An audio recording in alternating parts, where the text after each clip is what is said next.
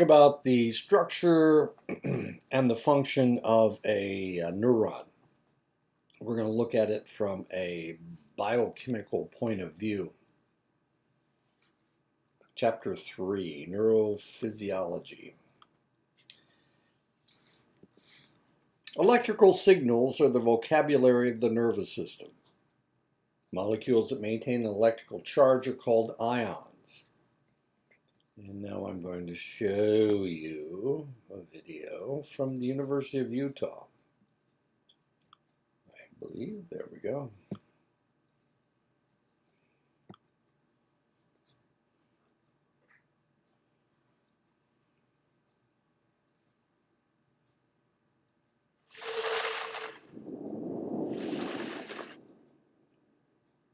Signals from our environment are most often first detected by the brain. When someone is frightened, a stress response is initiated by their reaction to an environmental signal. But many signals don't stop here.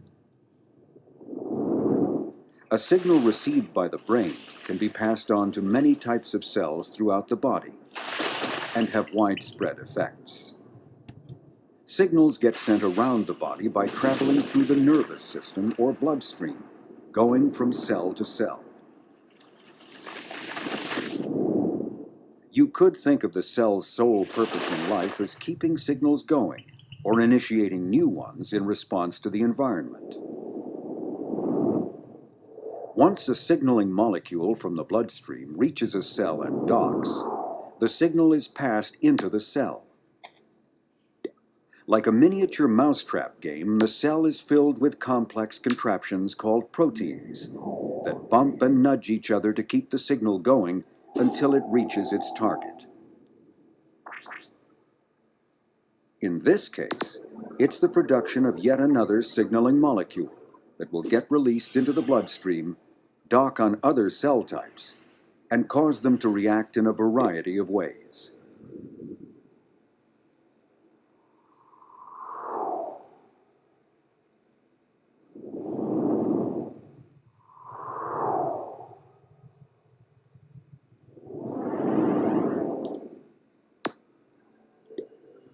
The signal-passing machinery inside the cell can look and work very differently, depending on the intended effect.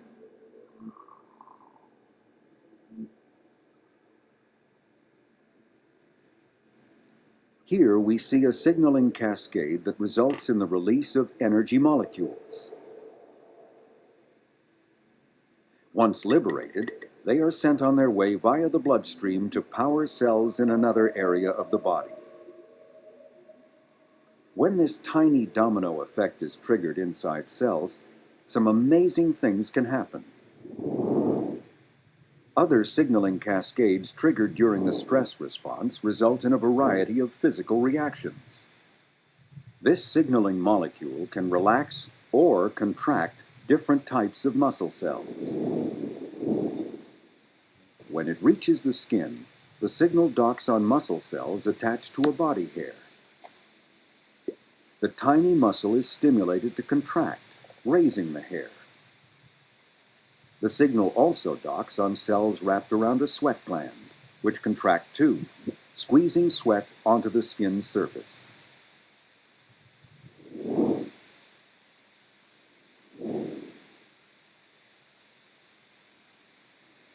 In the lungs, the signaling molecule docks on muscle cells wrapped around bronchioles.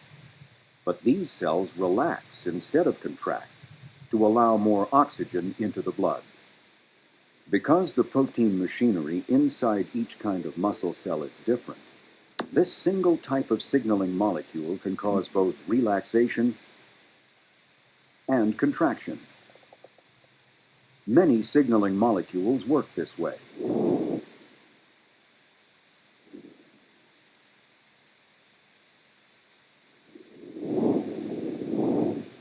When this signal reaches the heart, it docks on beating heart cells.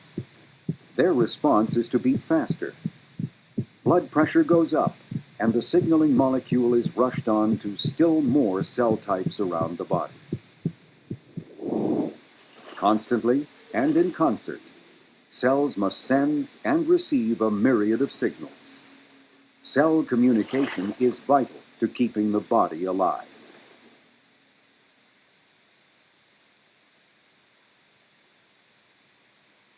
Okay, that's it.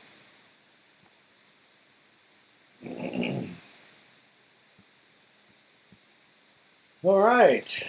Well, let's get going. Oh, there we go. Electrical charge. Neurons contain large complex proteins that maintain a negative charge, but because the channels are closed to the larger positively charged sodium molecule, only the smaller positively charged potassium ion can pass through the small channels. Because of the large negatively charged proteins, a neuron that rests at rest maintains a negative resting potential of from negative 50 millivolts to negative 80 millivolts with an average of negative 70 millivolts. So what's on the inside? Primarily chloride and potassium. On the outside, sodium. Negative 70 millivolts is the potassium equilibrium potential as equated by the Nernst equation. There are many more potassium cations inside the cell than outside, while there are more sodium cations outside than inside. So a negatively charged cell is known as an anion, and a positively charged cell is known as a cation. Okay, so the potassium and the sodium are cations, and the chloride is an anion. When the neuron is stimulated by a neurotransmitter detected by a dendrite, the chemical neurotransmitter causes localized depolarization. In other words, the neurotransmitter causes the sodium channels to open in the immediate area. And when that happens, it becomes positively charged. Remember, the sodium ion is much larger than the potassium ion. For a neuron to react, it must receive an adequate amount of neurotransmitter to stimulate enough sodium channels to open up. This is referred to as the neuron's threshold, usually a depolarization of negative 50 millivolts. If the threshold is reached, then enough sodium channels will open to trigger the depolarization. A neuron cannot partially fire. It either fires or it doesn't. This is known as the all-or-nothing property. When the threshold is met, sodium ions flood into the portion of the cell through the rapidly opening sodium channels. This triggers the sodium channels next to the stimulated area to depolarize as well, causing a chain reaction along the neuron until it reaches the neuron's own synaptic cleft. And now we're going to watch a video about the neuron resting potential. Maybe, I guess we're not. Sure we are. Yes, we are. There we go.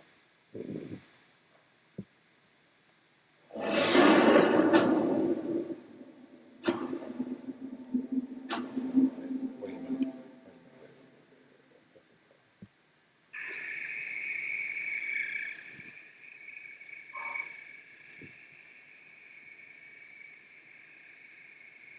Unstimulated, neurons maintain a constant electrical difference or potential across their cell membranes. This potential, called resting potential, is always... I don't know how many of you have ever been in the jungle, but that's what a jungle sounds like. I'm not exactly sure why they had jungle noises. Tree frogs and crickets, that's what a jungle sounds like. You guys live in a desert, so I'm sure your environment doesn't sound like this. But if you've ever been in a jungle, which I have... negative inside the cell and ranges from negative 40 to negative 90 millivolts.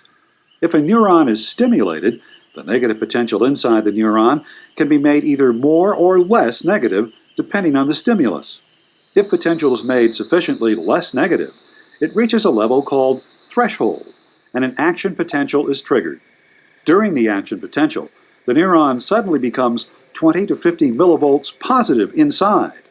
Action potentials last a few milliseconds before the cell restores its negative resting potential. In the jungle.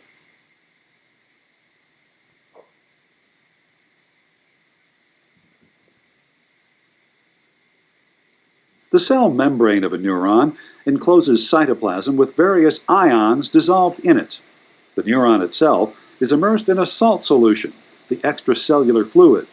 The ions of the cytoplasm consist mainly of positively charged potassium ions and large negatively charged organic molecules, such as proteins. Outside the cell, the extracellular fluid contains mostly positively charged sodium ions and negatively charged chloride ions. Since charged particles cannot pass through the lipids that make up cell membranes, they must travel through channel proteins that extend through the membrane. In an unstimulated neuron, only potassium ions can cross the membrane, traveling through specific proteins called potassium channels. Although sodium channels are also present, in unstimulated neurons, they remain closed. Since only potassium ions can cross the membrane, and potassium ions are more concentrated inside the cell, they diffuse out of the cell, leaving the large negatively charged organic ions behind. As more and more positively charged potassium ions leave, the inside of the cell becomes increasingly negative. But since opposite charges attract, as potassium ions diffuse out, an electrical force develops that tends to pull them back inside. At some point, the diffusion of potassium ions out of the neuron due to concentration differences is balanced by the electrical attraction tending to pull them back inside. This is the point at which neurons reach resting potential. Reaching resting potential in this way does not require significant changes in the potassium concentration inside or outside the cell. Only about 1/10,000th of the potassium ions initially inside a neuron must leave to create a resting potential of negative 60 millivolts. But it is action potentials, not resting potentials, that carry information through a nervous system. Ta-da!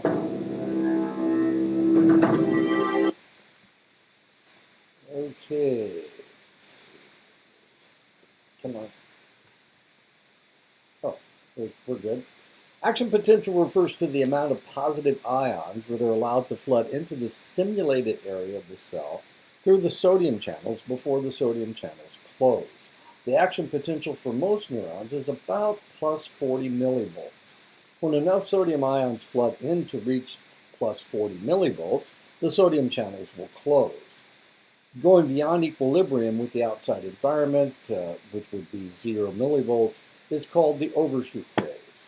Now, so we have an undershoot and an overshoot phase. The undershoot is where it's the resting potential at negative 70 millivolts, and the overshoot phase is positive 40 millivolts. So it's a change of 110 millivolts.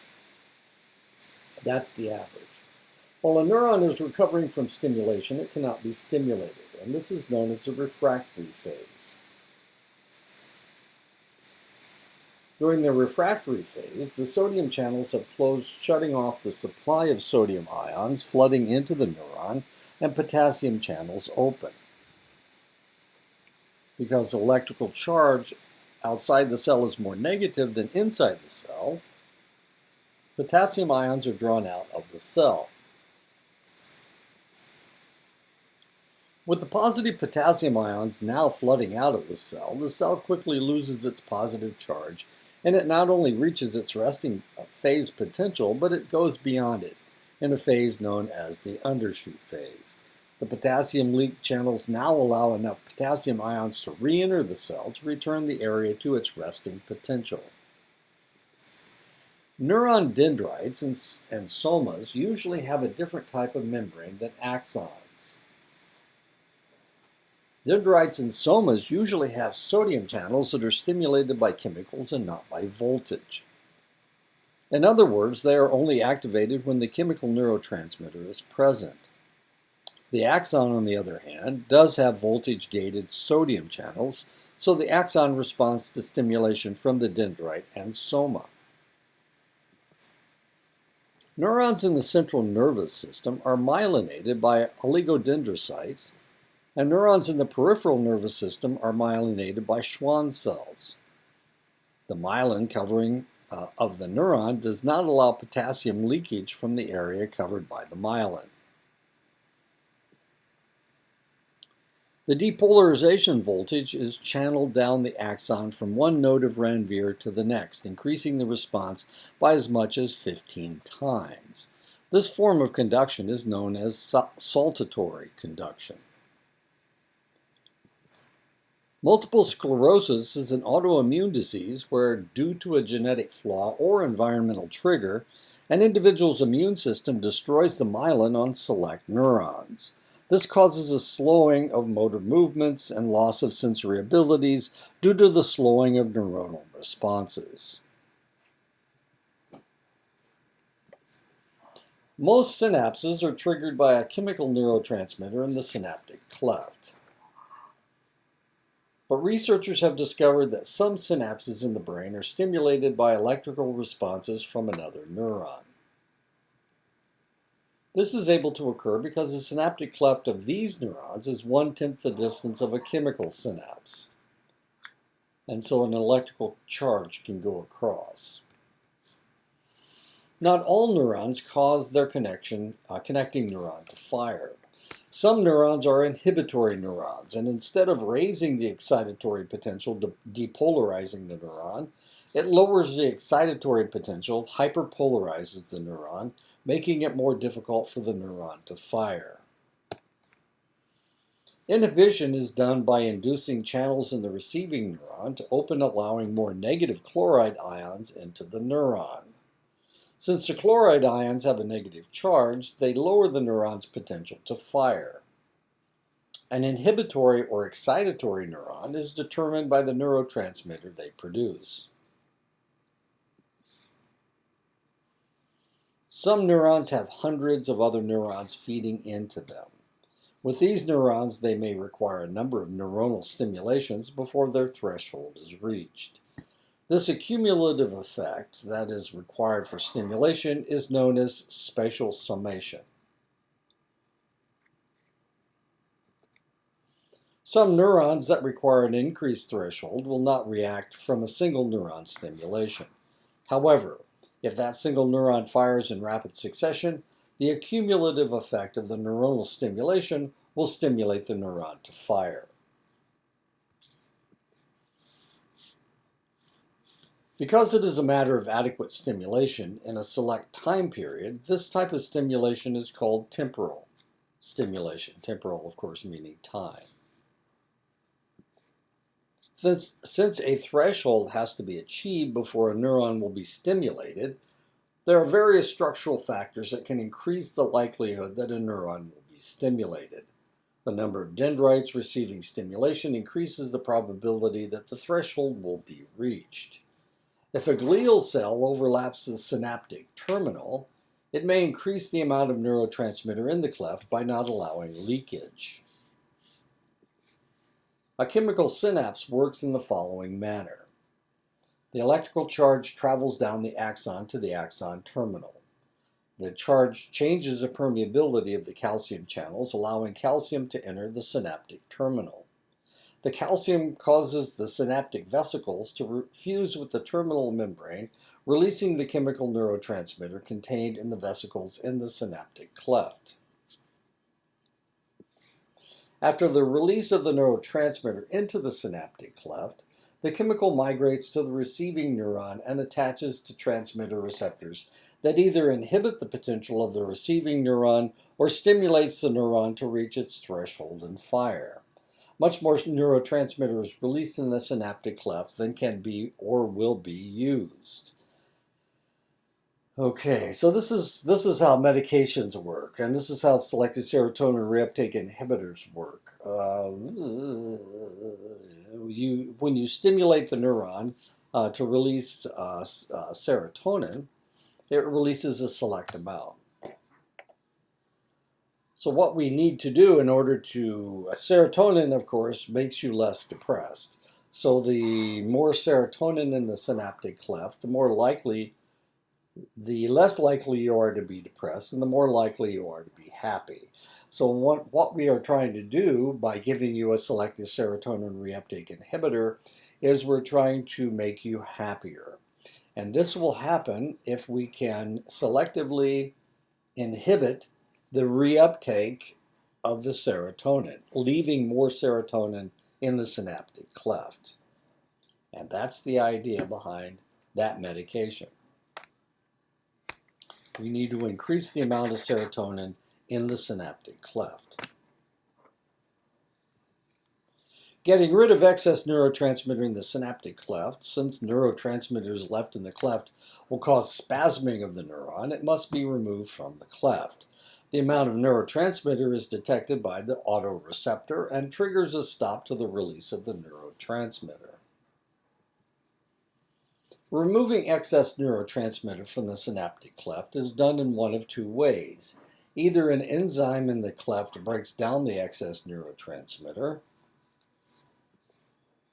or receptor sites in the transmitting neuron bind with the neurotransmitter and reuptake the neurotransmitter. Neurotransmitter that is taken back into the neuron through reuptake is recycled by the neuron. And that's what's happening with the selective serotonin reuptake inhibitor. It inhibits the reuptake of serotonin, leaving more serotonin in the synaptic cleft. If we are going to break it down chemically, like we do with acetylcholine, then we need to send a chemical in there that breaks it down, and then it is taken back up into the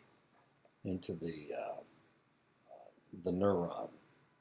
A good example is acetylcholine. It's broken down by acetylcholinesterase, and that fractionates the acetylcholine to the extent that it can be taken back up, and now it isn't stimulating anything. The neurotransmitter binds to a receptor molecule on the receiving neuron. Each neurotransmitter or ligand has different receptor molecules that bind to called a ligand binding site, to bind to called a, that doesn't make any sense. Anyway, that's in German. Oh, look, it's in German. So it can only bind to select places. When an excitatory ligand is bound to the receptor molecule, it opens up a sodium channel in the receptor molecule, allowing sodium to enter the neuron. If enough receptor molecules are stimulated by an excitatory ligand, the neuron's threshold will be reached and the neuron will respond with an electrical charge. If the neurotransmitter is an inhibitory ligand, it will open up a chloride channel in the receptor molecule, and chloride will enter the neuron, making it more difficult to, it hyperpolarizes it.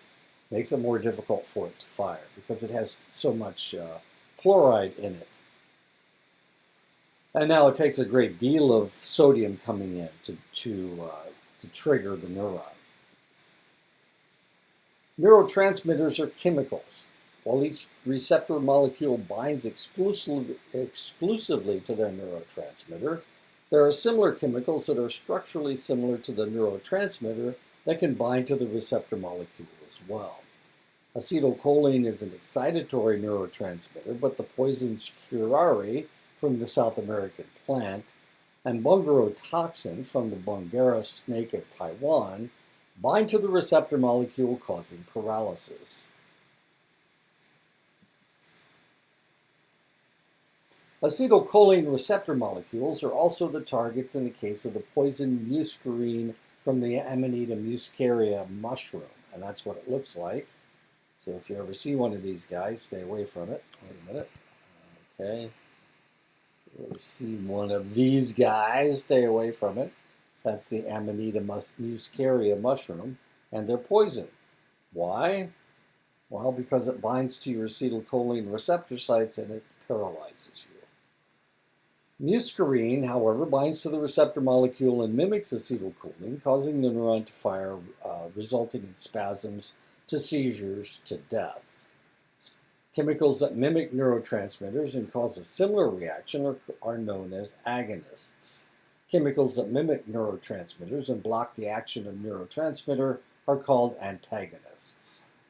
And I have actually seen a mushroom poisoning where the individual went into spasms and died. And here's another video. These are nurses. They're funny. Our presentation is on agonists, antagonists, and receptors. A receptor is a chemical structure on the outside of a cell where an agonist or antagonist binds in order to send the cell a message.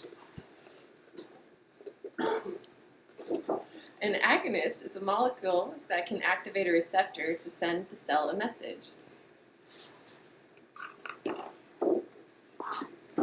An agonist is non-competitive, binds irreversibly, or competitive, binds reversibly. Hi, we're talking about receptors. A receptor is like a keyhole in a door, and an agonist will bind like a key and then go into the door, and you will be able to go inside, like a message. Antagonist, a molecule that binds to the receptor to block the agonist or antagonist and stop the message from being sent to the cell.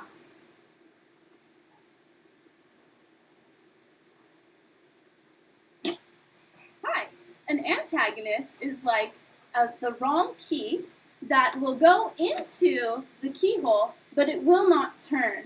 Therefore, the message cannot be sent. I guess we're at the wrong house. Okay, this information is important for nurses to know because you may be giving drugs that can act as an agonist, which will promote a physiological response to continue, or you might be giving an antagonist, which will make a physiological response stop. An example is when a person has an allergic reaction, they're producing histamine, which is the agonist, and you want to give them an antihistamine, which is the antagonist, and stops the allergic reaction. Ha-choo! Here's some Claritin, which will stop that allergic reaction from happening. Thank you, nurse. You're welcome. Not over. Okay, University of Texas at Ashland. Okay, good work, ladies. Da-da-da-da-da.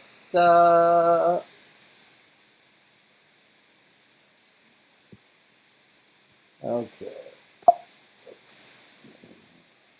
Acetylcholine molecule receptors are referred to as cholinergic. Acetylcholine has at least 4 functions and binds to at least 4 cholinergic receptors. Acetylcholine acts on the neuromuscular system as an excitatory neurotransmitter. Acetylcholine acts on the vagus nerve and the heart muscle as an inhibitory neurotransmitter. It slows the heart down. Acetylcholine is used by the brain in the transfer of memory from short-term memory to long-term memory. Acetylcholine acts as an inhibitory neurotransmitter to induce sleep. Acetylcholine shares some of the receptor sites with other chemicals, and for this reason, the receptor sites are named after the alternate chemicals.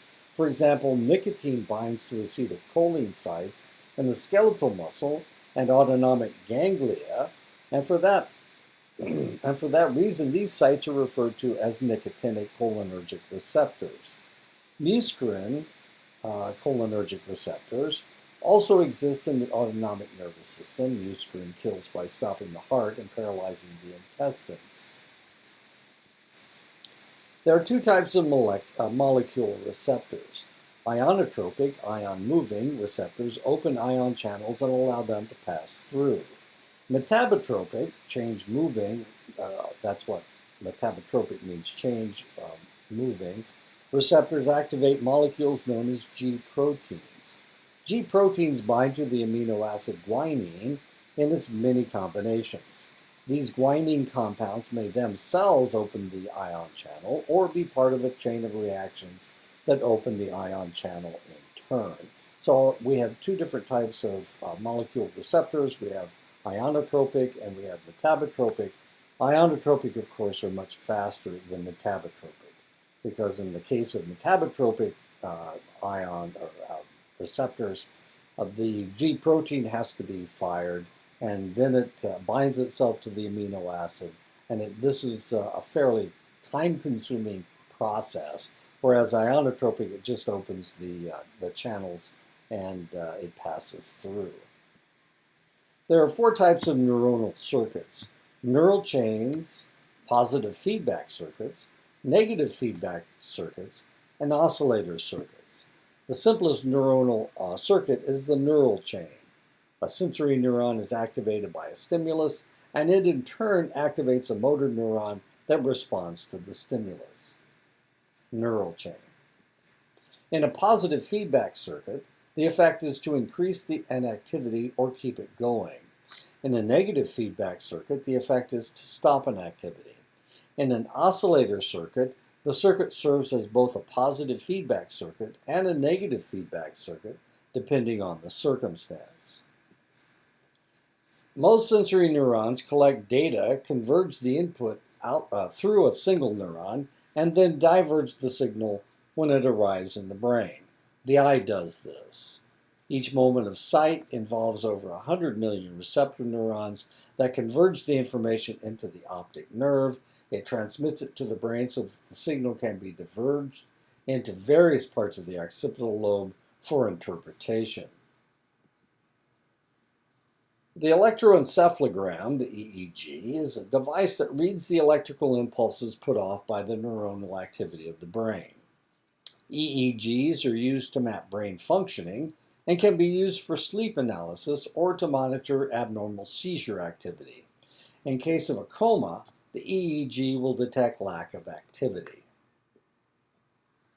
30 million people worldwide suffer from epilepsy. Epilepsy is characterized by seizures. Seizures are involuntary synchronized excitation of large groups of nerve cells in the brain. Seizures can be triggered by trauma or injury to the brain, chemical changes derived from metabolic faults, exposure to toxins, mutations in ion channels. Epilepsy is characterized by various types of seizures. Grand mal seizures are the most extreme form of epilepsy. Grand mal seizures are characterized by total muscle contraction, followed by alternate jerking and relaxation. The seizures normally only last 1 to 2 minutes, but recovery may take as long as several hours. That's with a grand mal seizure. Petit mal seizures are characterized by losses of awareness of from 5 to 15 seconds. That's a petit mal. Petit means small and grand means large. So the grand mal seizure lasts for minutes, and the petit mal seizures last for seconds. And if you've ever been around somebody who has epilepsy and has been in a petit mal seizure, it's like they blank out for about 5 to 15 seconds. It's not very long. It's like they lose their focus. With a grand mal seizure, of course, they will have jerking. They will collapse. Potentially, they'll collapse and they'll start jerking. Their muscles will seize up, and this can last for a couple minutes. Usually, the grand mal seizure, there's a possibility of them swallowing their tongue. But of course, you're not supposed to do anything about it. You can take a tongue depressor, if you've got a tongue depressor, if you've got something to put in there besides your fingers. If you put your fingers in there, they may bite down and bite your fingers off. So you've got to be really careful as to what you stick in their mouths.